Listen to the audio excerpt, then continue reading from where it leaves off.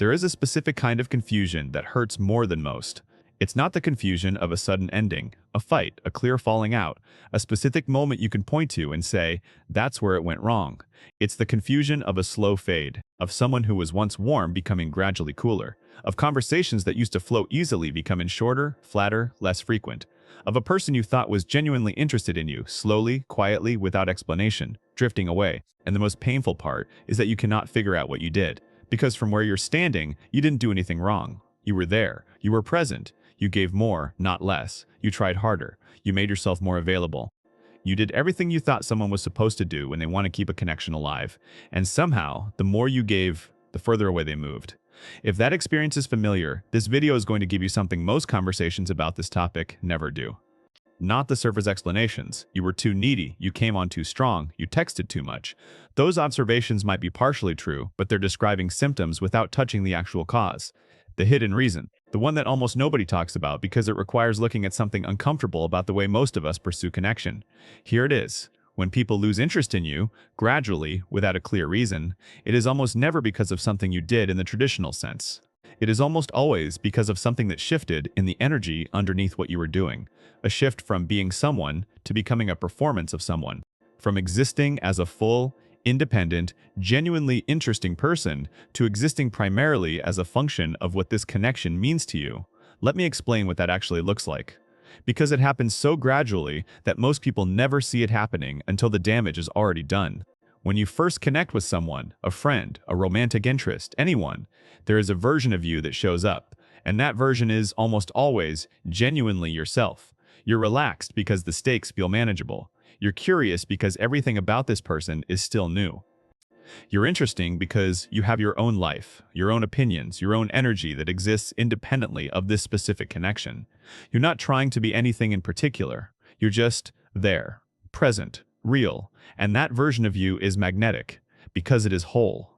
But then something subtle begins to happen. The connection starts to matter. You start to want it to continue, and as soon as you start to want it, really want it, enough that the thought of losing it creates anxiety. Something in your behavior begins to shift, not dramatically, not in any single moment you could point to. But gradually, conversation by conversation, interaction by interaction, you start to perform. You start thinking about what to say before you say it, not because you want to be thoughtful, but because you want to be liked. You start agreeing more than you actually agree. You make yourself available in ways that quietly communicate. Your approval of me is more important than my own time and boundaries. You share more than you normally would because you want them to feel close to you quickly before the window closes. You become, over time, less a person with your own existence and more a mirror. Reflecting back whatever seems to be wanted, molding yourself to whatever shape seems to be working.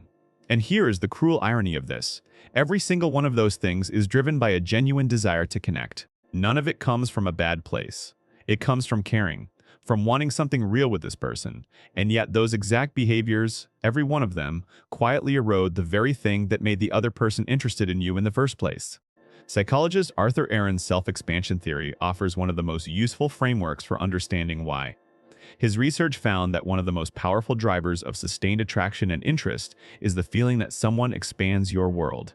That being around them introduces you to new ideas, new perspectives, new experiences, new ways of seeing, that they have a life and an inner world so genuinely rich that there is always more to discover. The person who has their own passions, their own pursuits, their own opinions that they hold even when they're not popular, that person expands your world. The person who has gradually reshaped themselves to fit what you seem to want, who is always available, who never challenges or surprises, whose every interaction carries the subtle weight of needing something from you. That person stops expanding your world. And when expansion stops, interest follows shortly after. George Lowenstein, a behavioral economist at Carnegie Mellon, identified something he called the information gap theory of curiosity. The idea that curiosity is created by a gap between what we know and what we want to know. We are drawn toward things that are not yet fully revealed. We lose interest in things we feel we have already completely figured out. When you give everything away too quickly, when every conversation is an exercise in revealing more, sharing more, closing more of the gap, you inadvertently close the very space that curiosity needs to live in. There is nothing left to discover. And without the pull of discovery, the pull of the person fades.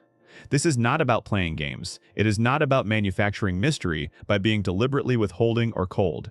It is about something far simpler and far more genuine. Having enough of your own life that you naturally don't give all of it away in every interaction. Being so genuinely invested in your own existence that the other person can sense. There is more here than I've seen yet. That depth, that natural incompleteness is not a strategy. It's just what happens when a person has a real interior life that they actually live.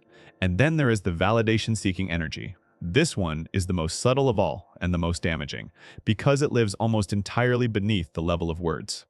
You can say all the right things, hold all the right conversations, do everything correctly on the surface, and if underneath all of it, every interaction is quietly asking the question, do you still like me? Am I still enough? Are you still interested? People feel it. They may not be able to articulate it.